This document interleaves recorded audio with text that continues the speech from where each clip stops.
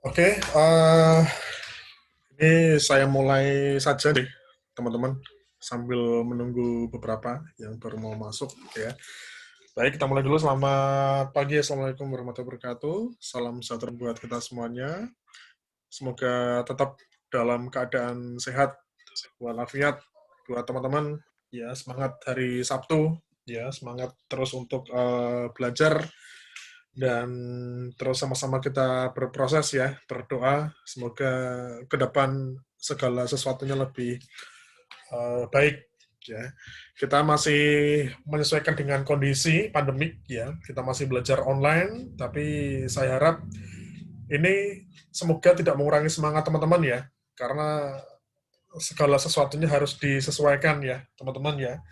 Yang biasa hari Sabtu kita ke kampus berinteraksi ya dengan teman-teman yang lain, kita belajar bareng-bareng di kelas.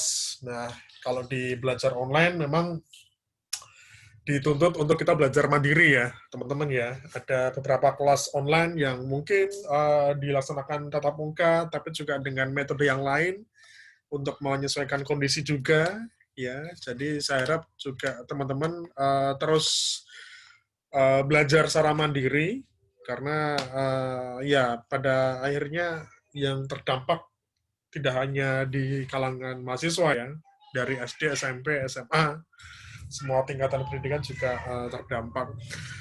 Oke, terima kasih bagi teman-teman yang sudah bergabung, yang sudah hadir. Ya, saya coba untuk menyampaikan sekilas mawon ya, sekilas terkait dengan program kerja kita di mata kuliah rekrutmen dan seleksi. Oke, sambil saya share, teman-teman. Oke, ya jadi ini kan mata kuliah pilihan ya, teman-teman ya. Artinya ada beberapa motivasi teman-teman ketika mengambil mata kuliah pilihan. Memang selain untuk memenuhi syarat ya mata kuliah pilihan yang harus diambil, di antara beberapa yang lain juga mengambil mata kuliah pilihan karena memang tertarik ya dengan mata kuliah pilihan tersebut. Ya, ini beberapa teman-teman mungkin baru pertama kali ketemu dengan saya karena ini beberapa yang teman-teman R3 sudah pernah ketemu dengan saya ya di semester yang lalu. Beberapa mungkin baru pertama kali ketemu dengan saya karena saya memang kebanyakan ngajar di semester 5 ke atas, teman-teman. Jadi kalau dari semester 1 sampai semester 5 tidak ketemu dengan saya. Nanti bagi teman-teman 2018 di semester 7 mungkin bisa ketemu dengan saya lagi ya di intervensi organisasi. Oke, ini mata kuliah yang bisa dikatakan salah satu prospek kerja yang bisa dipilih ya oleh teman-teman. Dan ini kalau misalnya teman-teman nanti arahnya pengen tetap di psikologi industri, pengen tetap berkarir di jalur PIO, ini bisa menjadi pilihan. Kalau misalnya Anda pengen mengembangkan diri, Anda pengen berpindah fokus ke karir di bidang psikologi, ini bisa menjadi pilihan. Ya, Anda bisa kerja di bagian recruiter atau rekrutmen. Ya, ini jadi satu bagian di HRD. Ini buat teman-teman yang memang sekarang sudah bekerja, tentu nggak asing ya dengan istilah HRD. Ini ya hampir setiap hari Anda berhubungan dengan HRD ya di perusahaan, selalu ada bagian yang namanya bagian HRD, SDM, bagian personalia dan sebagainya. Cuma yang perlu dipahami adalah setiap perusahaan job deskripsi seorang HRD itu kan beda-beda ya, teman-teman ya. Karena pekerjaan HRD di masing-masing perusahaan itu akan sangat mengikuti dengan kondisi perusahaan masing-masing. Jadi kalau misalnya teman-teman besok kedepannya mau jadi HRD, ini yang perlu dipahami sama teman-teman. Ya, saya pernah menyampaikan di awal-awal pertemuan lewat video, HRD itu ada 5 bidang, teman-teman. Ada 5 bidang, ya setidaknya ada 4 sampai 5 bidang yang akan dikerjakan oleh HRD. Jadi ketika nanti teman-teman pengen berpindah, pengen istilahnya mutasi ya, ke bagian HRD, perlu dipahami dulu. Kalau misalnya Anda pengen tetap kerja di perusahaan Anda sekarang, dan pengen pindah ke bagian HRD, Anda pahami dulu, HRD di tempat Anda, ini HRD spesialis atau HRD generalis. Artinya, si HRD ini hanya mengerjakan satu bidang saja, artinya spesifik ya, satu orang satu bidang, atau satu orang HRD mengerjakan semua bidang HRD. Paling tidak ada 4-5 pekerjaan HRD, teman-teman, yang perlu dipahami dulu. Yang pertama, yang dilakukan HRD, itu melakukan rekrutmen dan seleksi. Ini salah satu tugas utama yang terkadang menjadi tanggung jawab kita ya, menjadi tanggung jawab utama kita sebagai seorang HRD. Jadi Anda bertugas untuk mencari calon pegawai, melihat kekosongan pegawai atau kebutuhan karyawan di perusahaan Anda, mulai dari menentukan kriteria, kemudian membuat semacam informasi atau poster lowongan, sampai menghandle calon karyawan yang mengirimkan lamaran. Artinya, prosesnya rekrutmen dan seleksi itu dimulai ketika Anda mendapatkan form kebutuhan jumlah karyawan yang harus dicari, sampai Anda melakukan penempatan di posisi sesuai dengan yang dicari tadi ya. Nah, ini kondisinya gini, teman-teman. Kalau perusahaannya sudah besar, artinya perusahaannya sudah punya karyawan lebih dari 1.000 ya, mungkin sampai 2.000, 3.000, itu posisi rekrutmen seleksi menjadi posisi yang penting. Dan biasanya kerjaannya spesifik. Artinya 1 orang, 2 orang itu hanya fokus untuk melakukan rekrutmen dan seleksi saja. Karena program kerja rekrutmen dan seleksi itu biasanya 1 bulan, teman-teman.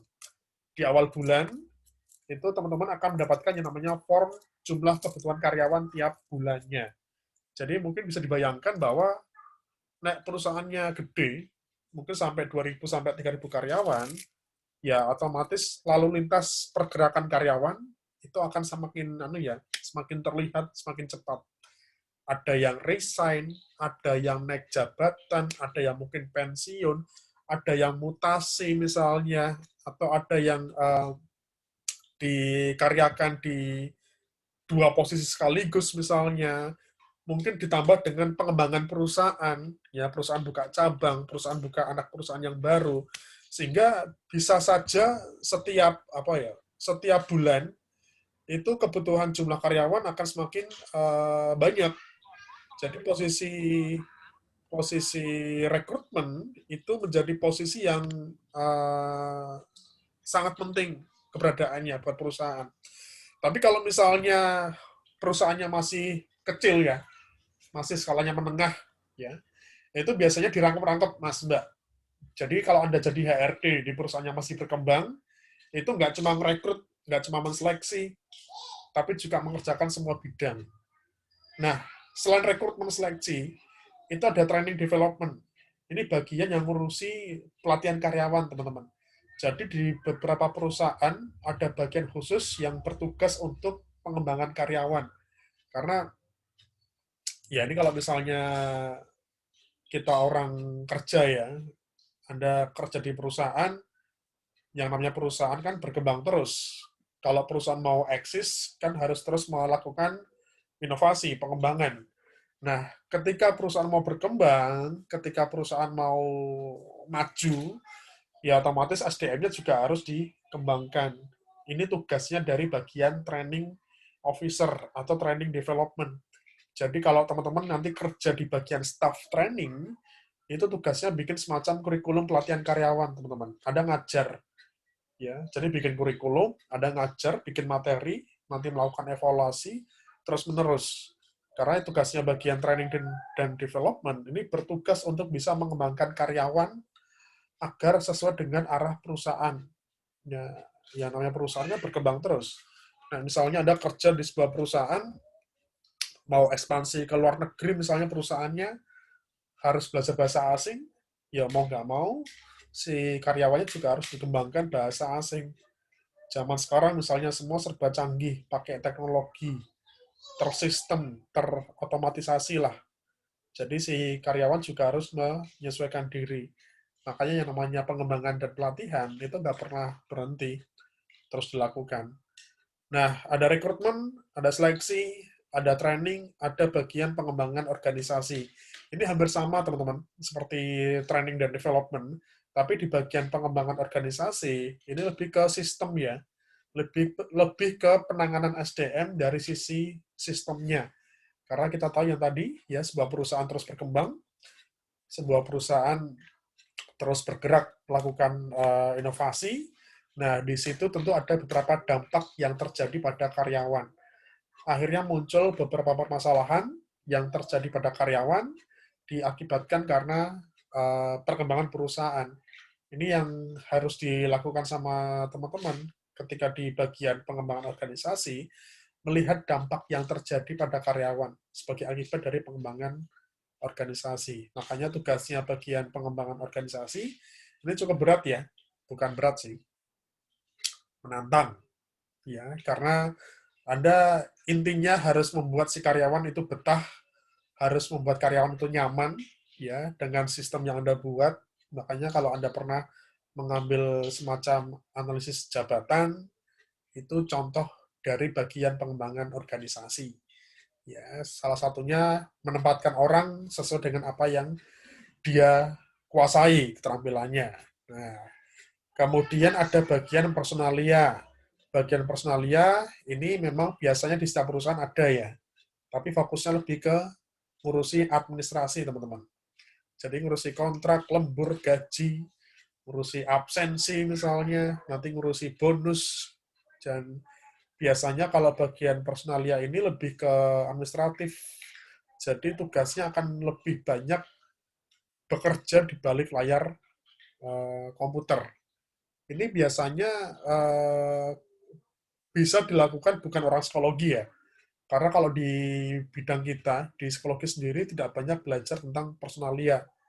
Tapi kalau misalnya teman-teman tertarik, memang mau mempelajari personalia, itu bisa belajar lebih banyak hal di luar perkuliahan. Oke, ini gambarannya ya teman-teman ya, kerjaan HRD.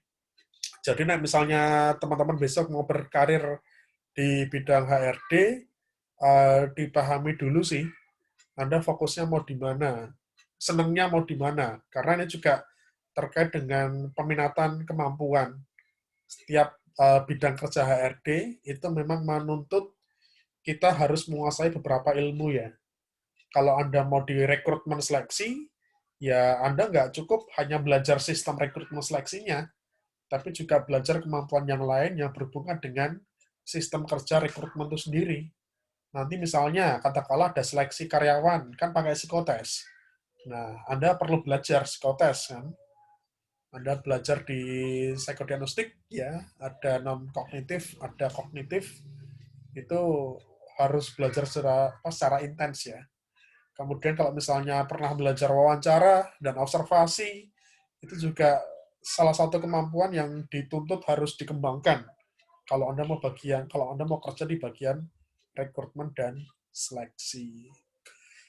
Oke, itu gambaran awal teman-teman terkait dengan prospek karir di bidang rekrutmen seleksi. Nah, nanti di mata kuliah ini kita coba untuk belajar yang dasarnya dulu ya, karena memang kalau kita mau belajar secara utuh tentang ke HRD-an itu memang sangat panjang. Jadi nanti sih harapannya kita nggak hanya belajar secara teori teman-teman, tapi kita juga ada semacam praktek sederhana. Jadi paling nggak teman-teman punya pengalaman dulu, ya pengalaman menjadi seorang recruiter. Nanti kita bikin semacam program kerja sederhana untuk di prospek nantinya teman-teman untuk menjadi seorang recruiter ya. Oke, mungkin sampai di sini ada yang mau ditanyakan dulu, teman-teman. Nah, misalnya ada yang mau ditanyakan, monggo ya. Bisa dibuka mute-nya aja. Silahkan, kalau ada yang mau ditanyakan dulu. Oke, ya sambil jalan ya. Nanti saya diinterupsi aja. Kalau misalnya ada yang mau ditanyakan, nanti dibuka mute-nya aja. Ini kalau misalnya teman-teman lihat di layar, ini ada contoh ya, contoh pekerjaan seorang rekruter ya, staff rekrutmen. Jadi besok kalau misalnya Anda mau cari informasi lowongan kerja, pengen daftar, pengen ngelamar di bagian HRD, dicek dulu ya, ini HRD-nya ngapain. Karena sekali lagi, masing-masing pekerjaan HRD, itu setiap perusahaan beda-beda, dan sistem kerjanya juga beda-beda ya.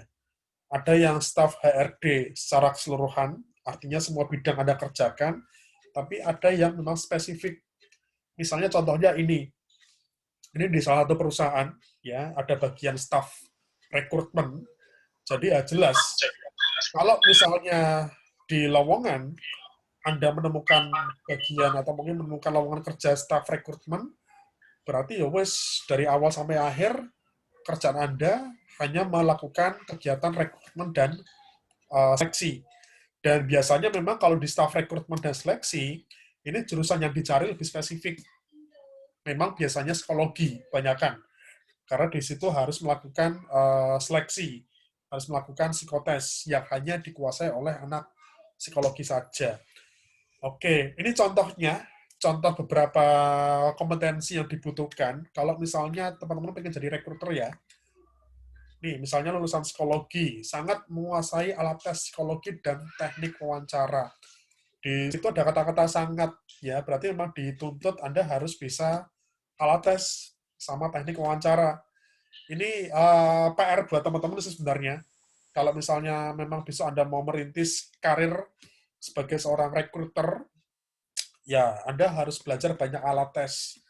Nah, perlu misalnya ikut pelatihan ya, karena ya harus secara intens sih. Kayak misalnya kita belajar IST, kita belajar Papikostik, Kraepelin, belajar Pauli misalnya, belajar grafis, itu kan dituntut kita tidak hanya paham cara menyajikan, tapi juga paham cara scoringnya. Nah, ada beberapa kondisi, mungkin kalau misalnya Anda pengen serius berkarir di bidang rekrutmen seleksi, ya Anda perlu S2 ya. Karena kalau misalnya masih S1 psikologi, masih sarjana, itu baru sebatas scoring. Anda belum bisa bikin semacam laporan psikologis lengkap. Bisa melakukan asal di bawah naungan psikolog memang. Kalau misalnya di tempat kerja Anda ada psikolognya, it's okay, nggak masalah. Ya. Oke, nanti untuk pekerjaan seorang rekrutmen itu sekali lagi menyesuaikan masing-masing perusahaannya ya, karena setiap perusahaan itu nanti ruang lingkupnya beda-beda teman-teman. Itu yang saya kira harus dipahami dulu kondisi perusahaannya seperti apa. Oke, kemudian ini contoh yang lain. Ini di Infomedia Solusi. Ini grupnya Telkom, teman-teman. Ya, ini kalau nggak salah penyedia jasa layanan internet. Ya, ini butuh rekrutmen staff. Ya, diutamakan psikologi, komunikatif dan sebagainya. Karena ya seperti itu. Pekerjaannya dari awal, ya Anda mencari calon karyawan, kemudian menghandle berkas yang masuk, sampai melakukan seleksi, psikotes, wawancara, ya sampai nanti melakukan penempatan. Nah, itu contoh sistem kerja yang nanti kita akan coba sedikit praktekkan ya, teman-teman ya. Jadi, ini sebenarnya kalau untuk materi rekrutmen seleksi, kalau saya lihat hanya sampai UTS saja sebenarnya. Nanti setelah UTS kita fokus ke prakteknya. Karena ini mata kuliah yang saya kira kita nggak cukup hanya belajar secara teori. Ini mata kuliah yang nantinya kita harus beraktivitas, kita harus mempraktekkan sesuatu biar ada maknanya saya kira. Ya. Oke, nah ini contoh yang lain teman-teman. Kalau tadi staff recruitment, kalau ini staff HRD. Staff HRD berarti yang ditangani nggak cuma rekrutmen seleksi, yang ditangani itu hampir semua bidang pekerjaan HRD. Jadi ya Anda melakukan rekrutmen seleksi, yang menjalankan program kerja personalia, mungkin nanti Anda juga akan diminta untuk melakukan pengembangan organisasi, analisa jabatan, mungkin perlu restrukturisasi misalnya, perlu membuat semacam penilaian kinerja misalnya, Jadi tergantung anunya, tergantung job desk-nya. Makanya besok kalau Anda mau kerja, benar-benar dipahami ya, terkait dengan ruang lingkup pekerjaan HRD. Oke, itu gambarnya teman-teman. Ya, gambaran prospek kerja. Jadi fokus kita di perkuliahan, kita fokus untuk bagaimana mempraktekkan di sistem kerja rekrutmen dan seleksi. Ini semoga nanti waktunya cukup ya di pertemuan singkat ini. Ya, kalau misalnya dirasa kurang begitu cukup, Anda bisa mengembangkan diri di luar perkuliahan ya. Karena ini saya kira mata kuliah atau mungkin keilmuan yang harus dipelajari terus, harus terus dikembangkan. Nanti ada saatnya nanti Anda harus memperbanyak pengalaman sehingga pas besok kerja di bagian rekrutmen seleksi, Anda sudah matang ya secara kompetensi ya. Oke, nah ini contoh apa ya? Contoh pekerjaan yang nanti akan dilakukan oleh teman-teman. Jadi memang pekerjaan seorang rekrutmen dan seleksi itu menjadi apa ya? Menjadi cukup menantang tanggung jawabnya karena Anda bertugas untuk mempromosikan lowongan kerja ke masyarakat. Ini yang menjadi tantangan ya teman-teman ya, karena Anda seperti jualan ya, tapi yang Anda jual bukan produk ya, yang Anda jual bukan nasi bungkus, bukan teh kotak, bukan es teh, tapi yang Anda jual adalah pekerjaan, lowongan kerja. Ketika orang butuh lowongan pekerjaan, tentu pertimbangannya banyak banget, teman-teman. Beda cerita kalau misalnya Anda jual es kopi atau es teh. Orang nggak punya pertimbangan untuk beli es teh Anda. Ketika orang itu haus, pengen minum, ya akan beli es teh Anda. Tapi ketika orang mau ngelamar pekerjaan, kan pertimbangannya kan akeh banget. Ya, nggak cuma soal gaji kan. Karena zaman sekarang juga kadang orang kerja nggak cuma soal gaji pertimbangannya. Bisa mungkin lokasinya, bisa mungkin dari load kerjanya, dari job desk-nya misalnya, atau mungkin penempatannya. Jadi ini yang perlu dipahami sama teman-teman terkait dengan kondisi pangsa pasar kerja sekarang.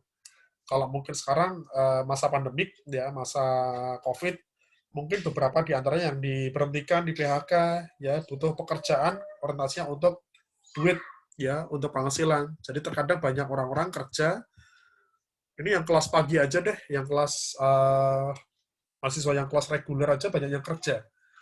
Karena ada beberapa yang mungkin terdampak, misalnya orang tuanya, terus mau tidak mau dia kerja fokusnya untuk mencari tambahan penghasilan. Sehingga banyak di antara mereka yang kerja tapi nggak sesuai dengan keilmuannya. Nah, ini yang juga perlu dipahami teman-teman ketika besok mau jadi seorang HRD. Oke, sampai di sini dulu. Mungkin ada pertanyaan dulu, teman-teman. Pak, izin bertanya. Monggo, silakan. Nama saya Yulianiti, NIM 18081839. Oke, gimana Mbak Yuli? Recruiter itu kan apa namanya, job desk-nya merekrut ya Pak ya? Iya. Merekrut karyawan kan? Nah, semisal itu perusahaan udah dapat karyawan dengan kuotanya gitu, udah pas. Terus recruiternya ngapain Pak? Oke, biasanya gini Mbak Yuli, ini juga pernah saya alami sih di tempat kerja saya dulu ya. Jadi kalau misalnya sebuah perusahaan itu ini berbekal dari pengalaman sih Mbak Yuli. Kalau memang dia melakukan evaluasi dan kebutuhan karyawan setiap bulannya itu banyak, itu memang dari perusahaan akan merekrut tenaga rekrutmen sendiri Mbak Yuli. Jadi ada beberapa perusahaan yang setiap bulannya itu pasti butuh karyawan, sehingga menjadikan rekrutmen itu sebagai posisi yang penting. Tetapi ada kalanya ketika perusahaan punya tenaga rekrutmen, kemudian tidak ada kebutuhan karyawan, otomatis gabut toh Mbak, nganggur toh. Jadi saya pernah di kondisi seperti itu Mbak Yuli. Dulu pas saya kerja di Jakarta, ada satu kondisi, 1 bulan 2 bulan, itu kebutuhan karyawan sangat sedikit. Itu paling cuma 1 sampai 3 orang aja butuhnya tiap bulan. Nah, biasanya kalau misalnya bagian rekrutmennya itu gabut, gaji buta, itu kadang kita diperbantukan ke bagian yang lain, di personalia. atau bagian training yang hampir setiap hari, setiap minggu itu ada program kerja. Makanya kan kalau misalnya di rekrutmen seleksi, itu kadang musiman, teman-teman. Kadang pas sibuk, kita ya sibuk banget. Jadi bisa aja setiap bulan, itu kebutuhan karyawan sampai 300-an mungkin. Sehingga mau nggak mau kita harus cari, apa ya, cari alternatif rekrutmen kan. Jadi kadang pakai jasa outsourcing, kadang pakai jasa biro psikologi. Tapi nek pas nganggur, ya gaji buta Mbak Yuli. Kadang misalnya benar-benar nganggur, ya cuma 1-2 karyawan yang dibutuhkan, kita kadang ditempatkan di bagian yang lain. Misalnya gini ya, ini banyak kok di sekitar kita, banyak perusahaan-perusahaan yang hampir setiap minggu bahkan itu butuh karyawan, karena pengembangan usaha ya, kayak minimarket, ya Alfamart, Indomaret, Spesial Sambel, SS, kemudian K24, kemudian kayak WS, Warung Stick, biasanya perusahaan retail sama perusahaan restoran. Perusahaan retail, misalnya dalam area Jawa Tengah aja, Jogja lah misalnya, itu kan setiap bulan pasti buka toko baru, Mbak. Kita lihat di Alfamart lah misalnya. Alfamart tuh hampir setiap bulan, misalnya nanti next time ya, Anda kerja di Alfamart, ya, itu setiap bulan, itu planningnya tuh banyak banget yang mau buka. Ini belakang rumah persis, tiba-tiba ada Alfamart, ya, saya juga kaget, loh, kok ada Alfamart? Padahal nggak nyampe 500 meter, sudah ada Indomaret di situ, sudah ada Alfamidi. Ini kan berarti kan perkembangan usaha makin besar. Saya di Kota Gede, teman-teman, ya, di daerah Kota Gede, kalau misalnya tahu daerah Banguntapan itu kan juga mulai mandiri ya, kotanya ya, itu mulai banyak ada minimarket. Ya, makanya kan setiap bulan kita harus stok, ya. Kita stoknya stok SDM, bukan stok beras. Kita stok karyawan. Makanya kadang kalau di bagian-bagian atau mungkin di perusahaan-perusahaan tertentu, kita harus nabung, Mas Mbak. Jadi misalnya besok nih mau Lebaran, biasanya kalau Lebaran itu justru tenaga SDM itu makin banyak dibutuhkan karena logisnya nek puasa sama Lebaran tingkat kunjungan orang ke minimarket atau supermarket itu kan makin besar. Jadi biasanya butuh tenaga karyawan yang lebih banyak. Nah, ini biasanya kalau jelang puasa, jelang Lebaran, ini nggak tahu ya, masa COVID ya. Nah, jelang Lebaran atau jelang puasa, itu biasanya banyak buka lowongan kerja untuk di minimarket sama untuk di supermarket. Gitu kondisinya, Mbak Yuli. Iya, Pak. Siap, Pak. Nanti misalnya ada pertanyaan lagi, saya Yap. akan bertanya, Pak. Ya. Monggo. Terima kasih, Pak. Oke, nah ini gambaran tugasnya ya, teman-teman ya. Nanti kita akan coba kerja secara bertahap ya. Kemarin di grup saya sudah menyampaikan untuk membentuk kelompok ya. Nah, kita nanti akan coba untuk melakukan praktek rekrutmen secara sederhana ya. Ini harapannya sih nanti kita buat program kerja yang terstruktur saja. Jadi ini contoh tahapan dalam kegiatan rekrutmen seleksi, teman-teman. Kalau di perusahaan ya, kalau di sebagian besar perusahaan. Nah, yang pertama, biasanya setiap akhir bulan, atau mungkin setiap awal bulan, kita seorang HRD atau seorang rekruter, itu akan dapat yang namanya semacam surat atau form atau email terkait dengan jumlah posisi atau mungkin jumlah karyawan yang akan dicari. Jadi setiap bulan kita dapat semacam apa ya, undian arisan ya. Undian arisan terkait dengan jumlah karyawan yang nanti akan dicari oleh kita. Nah, yang kedua, kalau sudah dapat jumlah kebutuhan karyawan, kita perlu ngecek, teman-teman, di perusahaan tempat kerja kita, itu sudah ada job desk sama job spec yang sudah terdokumentasi atau belum. Ini penting, teman-teman. Nah, kita belajar Anajab kemarin, belajar analisis jabatan, itu kan ada job deskripsi, ada job spesifikasi. Nah, kita baru bisa melakukan rekrutmen dan seleksi. Nek sudah ada job desk sama job spec-nya toh, setiap posisi. Nek misalnya belum ada job desk sama job spec, yang mau kita jual apa? Yang mau kita cari karyawannya seperti apa? Karena dengan job spesifikasi, kita akan tahu standar kriteria karyawan yang mau dicari itu kayak gimana. Nah, biasanya gini, teman-teman. Ini mungkin di tempat kerja teman-teman juga ada beberapa kondisi yang kadang job desk sama job spec-nya itu belum ada ya. Artinya belum ada, itu kadang belum tertulis secara rapi, belum terdokumentasi secara rapi. Tapi nek perusahaannya sudah bagus, sudah settle, sudah menengah ke atas lah perusahaannya, itu sudah terdokumentasi dengan baik. Job desk, job spec, tiap jabatan, tiap level. Misalnya marketing, ada staff marketing, ada supervisor marketing, mungkin ada manajer marketing. Karena setiap level kan job desk-nya beda-beda. Nah, ini PR-nya buat teman-teman besok, nih Anda kerja di HRD, kalau misalnya dilalah Anda kerja di HRD, disuruh rekrut dan menseleksi karyawan, tapi kok dilalah job desk sama job spec-nya belum ada, ya wes, itu PR-nya buat teman-teman. Anda harus bikin dulu, ya job desk sama job spec. Dan itu juga masih harus dikonsultasikan sama atasan. Nah, misalnya sudah terstandarisasi, Anda baru bisa menentukan standarnya, yang mau dicari seperti apa. Oh, wanita, lulusan psikologi, usia maksimal 25, tinggi badan maksimal 180 apa misalnya. Itu beberapa contoh standarnya. Nah, kalau misalnya sudah ditentukan kriterianya, nanti tinggal bikin semacam poster informasi lowongan kerja. Jadi, kalau misalnya di tempat Anda job desk sama job spec yang sudah ada, lebih enak ya, teman-teman ya. Oke, ini langsung aja ya ke proses tahapan kita praktek nanti. Ini saya rekam ya nanti ya teman-teman ya. Nanti kalau misalnya belum kesampaian dilihat, nanti bisa dicek lagi di grup. Terus kalau misalnya ada yang mau ditanyakan, nanti bisa di grup aja ya. Oke, ini tahapan praktek kita di rekrutmen seleksi ya. Kemarin masing-masing kelompok sudah menentukan anggota kelompoknya. Nah, nanti gambarannya satu kelompok, setiap kelompok nanti akan saya berikan satu contoh posisi jabatan. Jadi jabatannya bisa apa aja ya nanti ya.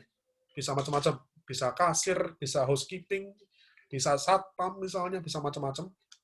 Nanti pekerjaan-pekerjaan yang standar. Kemudian Anda bikin singkat saja. Ini tidak usah terlalu komplit ya. Anda bikin singkat job deskripsi dan job spesifikasi masing-masing jabatan. Ini bikin singkat saja, artinya hanya urean tugas secara umum saja, sama kriteria yang nanti telah ditentukan oleh masing-masing dari kelompok, itu juga Anda yang menentukan.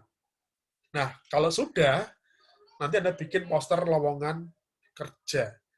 Jadi, program kerja kita itu nanti sampai ke pembuatan poster lowongan kerja. Nah, ini nanti akan dipresentasikan oleh masing-masing kelompok itu setelah UTS. Jadi besok gambarannya teman-teman, nanti setiap kelompok yang dapat jatah untuk presentasi, nanti kita sediakan forum Zoom, ya, saya, ya, hanya dengan kelompok yang maju saja. Jadi kelompok yang lain itu nggak usah bergabung. Nah, nanti diskusi masing-masing kelompok itu nanti akan saya rekam ya. Nah, misalnya katakanlah Mbak Yulianingsih kelompok 1, berarti besok kelompoknya Mbak Yuli itu temu Zoom dengan saya saja. Jadi kelompok yang lain itu nggak bergabung.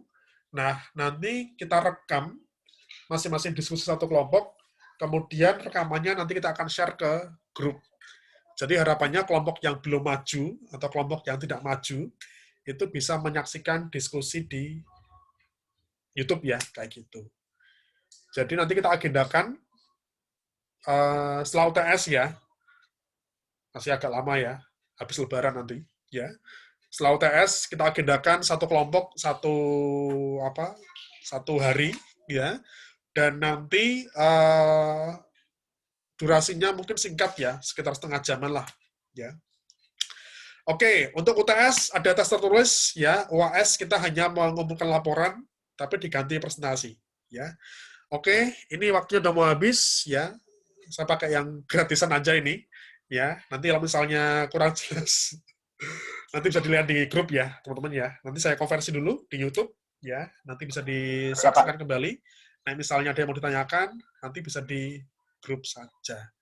Gitu aja. Mungkin dari saya. Baik. Matur nuwun, terima kasih. Nanti bisa dicermati kembali ya. Nah, misalnya ada yang mau ditanyakan, nanti bisa ditanyakan lewat grup. Gitu aja saya kira. Terima kasih teman-teman atas partisipasinya. Matur nuwun ya, yang nanti gabung di kewirausahaan bisa gabung ya nanti jam 8 malam. Matur nuwun, terima kasih semuanya. Sukses ya, sehat-sehat semuanya. Terima kasih. Selamat siang. Assalamualaikum warahmatullahi wabarakatuh. Waalaikumsalam. Waalaikumsalam warahmatullahi wabarakatuh. Oke.